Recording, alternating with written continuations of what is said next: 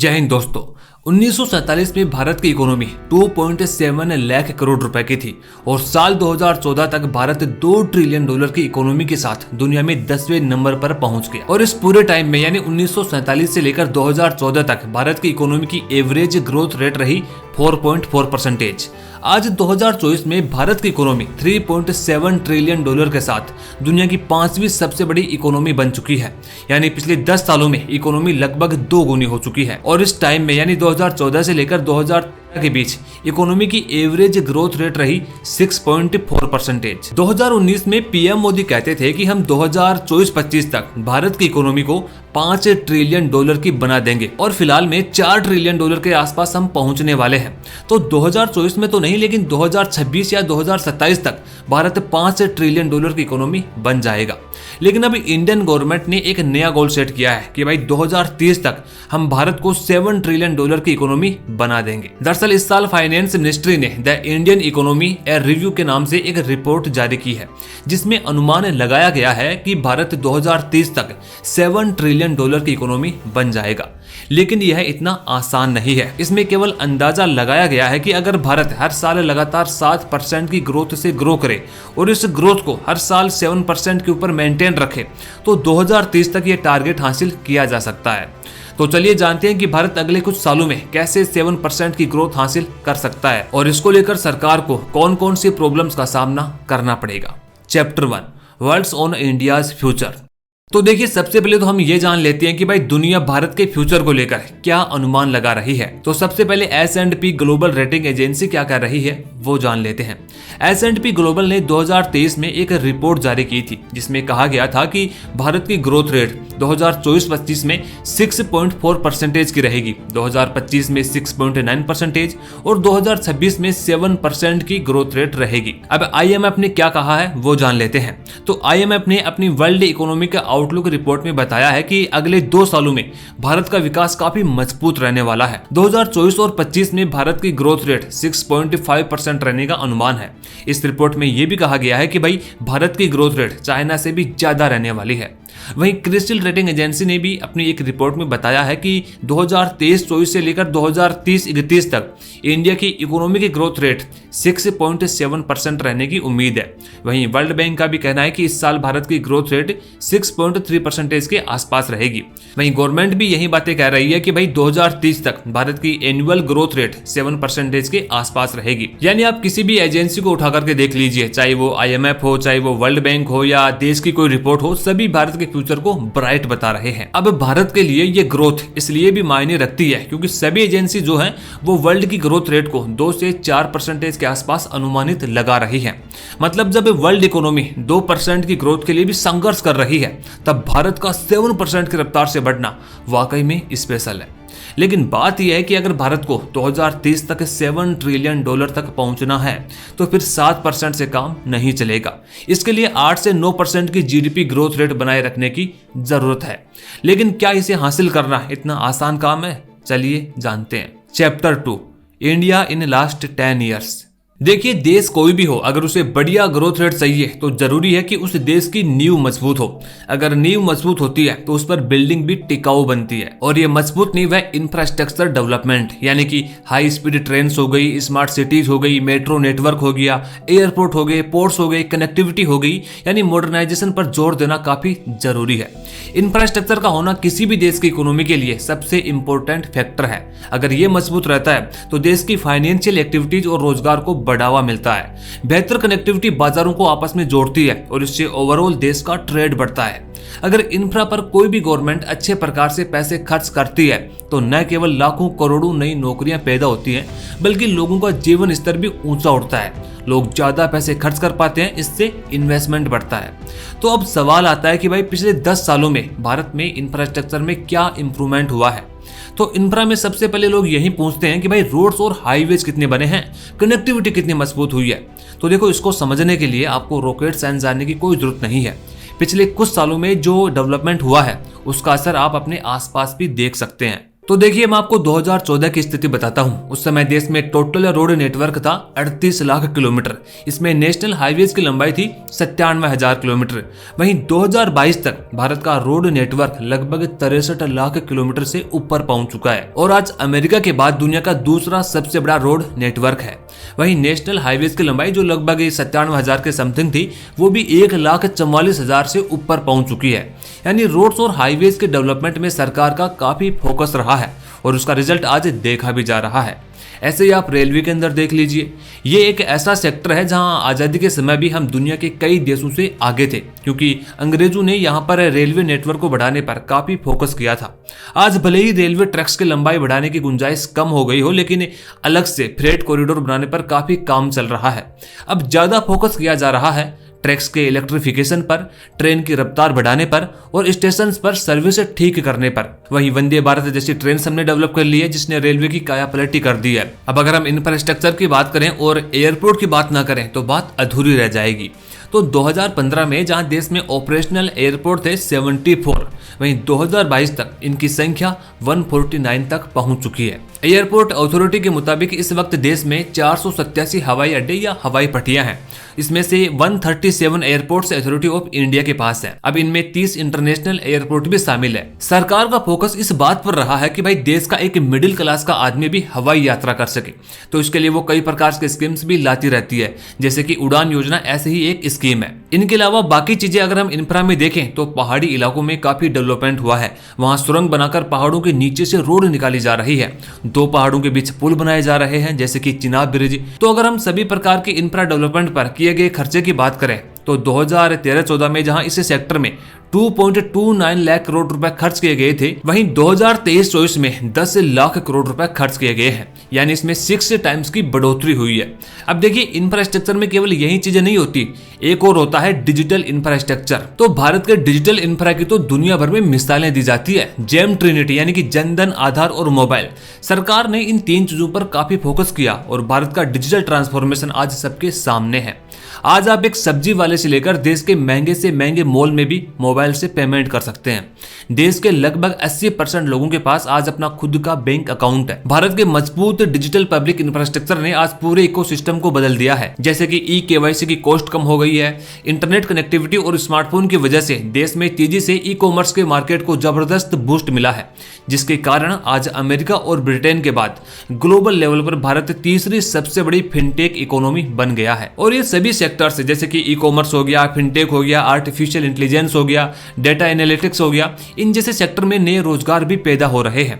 यानी digital infra में भी भारत ने बढ़िया कामयाबी हासिल की है। तो सरकार ने पिछले 10 सालों में जो इंफ्रास्ट्रक्चर में इन्वेस्टमेंट किया था, उसी का नतीजा था कि इंडियन इकोनॉमी पिछले 3 सालों से अच्छी गति से ग्रोथ कर रही है। जैसे कि 2021 में इंडिया की ग्रोथ रेट 9% के आसपास रही, 2022 में 7% रही, वहीं फाइनेंशियल ईयर 2023-24 में ये रेट 7.3% की रही है। लेकिन अब सवाल यह है कि भाई अगले 5 साल में ऐसा क्या किया जाए कि जीडीपी ग्रोथ रेट 8 से 9% रहे, ताकि 2030 तक $7 ट्रिलियन की इकोनॉमी बन सके। Chapter 3, how do we achieve $7 trillion economy. तो पहले यह समझना जरूरी है कि भारत के विकास में किस सेक्टर का सबसे ज्यादा कंट्रीब्यूशन रहता है।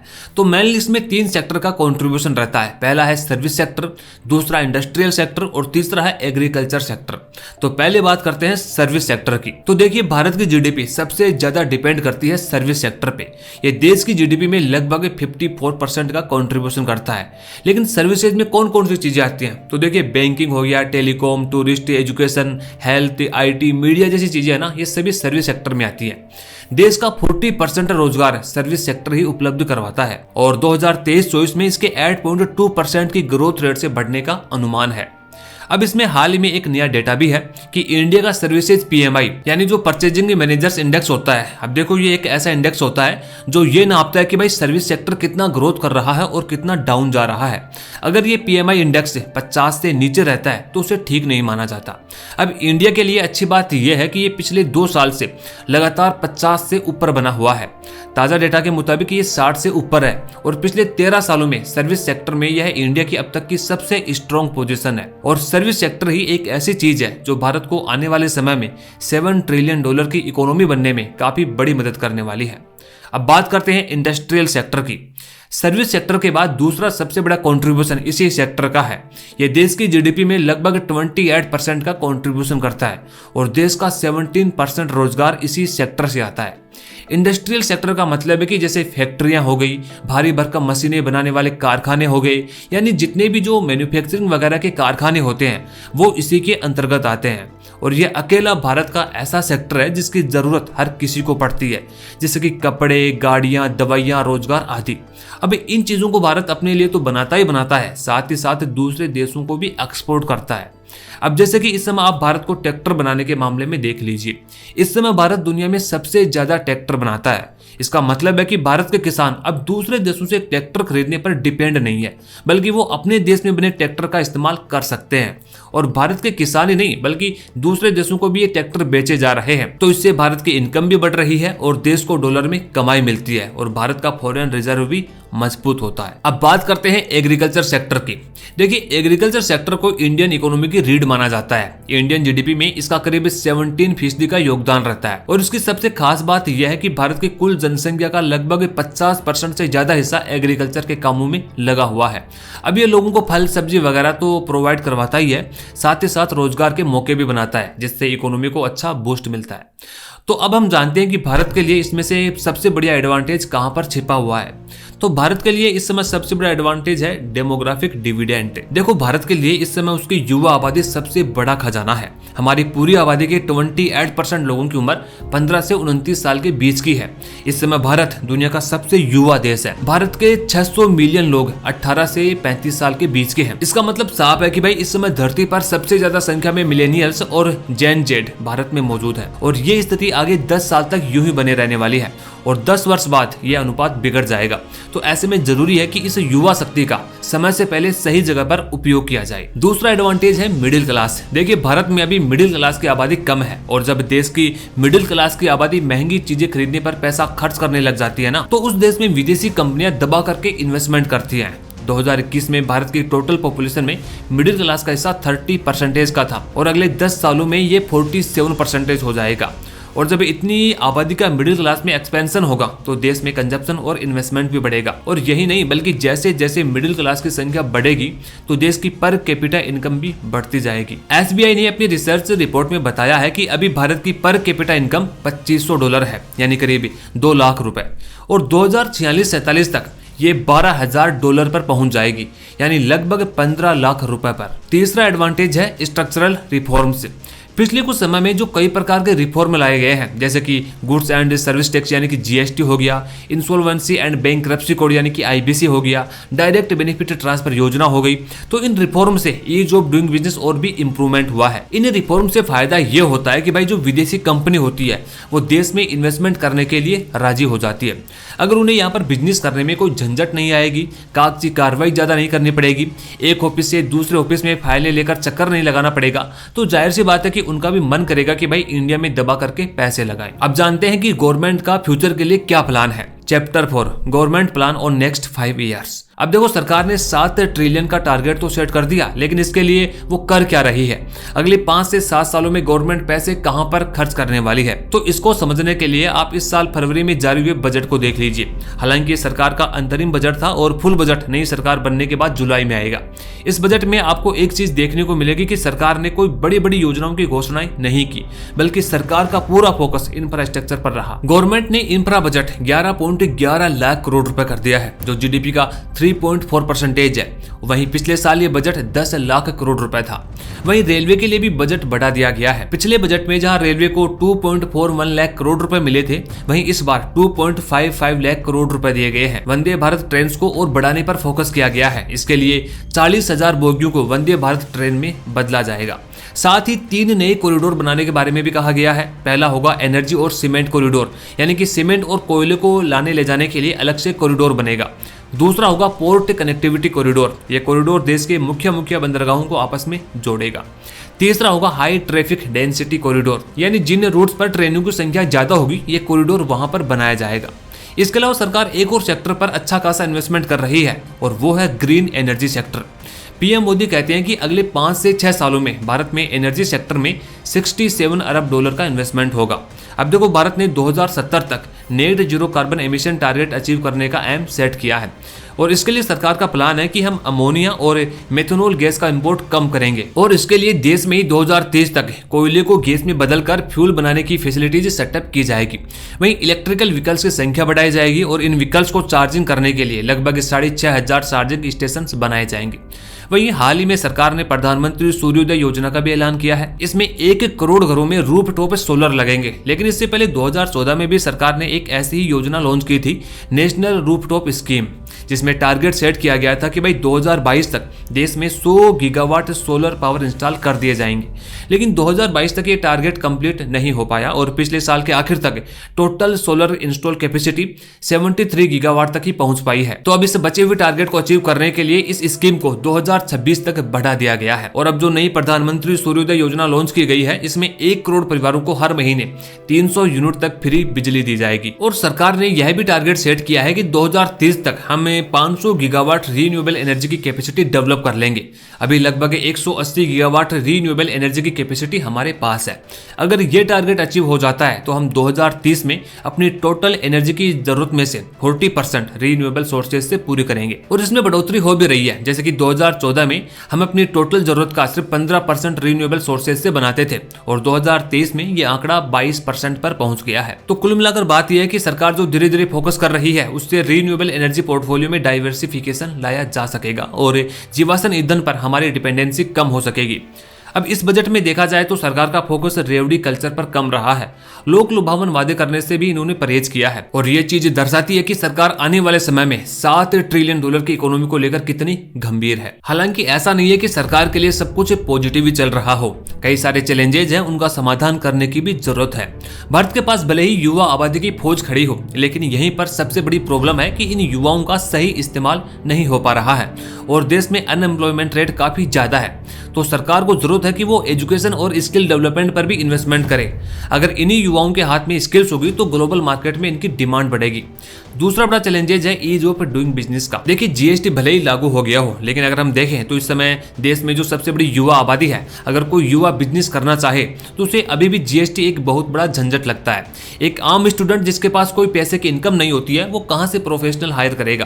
क्योंकि जीएसटी रजिस्ट्रेशन करना, ITR वगैरह फाइल करना, ये प्रोसेस अभी भी काफी जटिल बनी हुई है। तो अगर गवर्नमेंट इन कानून व्यवस्था की स्थिति में सुधार करती है तो इन्वेस्टर्स को और आकर्षित किया जा सकता है। तीसरा चैलेंज है कि कोविड के बाद ग्लोबल इकोनॉमी वापस ट्रैक पर नहीं लौट पाई है, वो अभी भी संघर्ष कर रही है।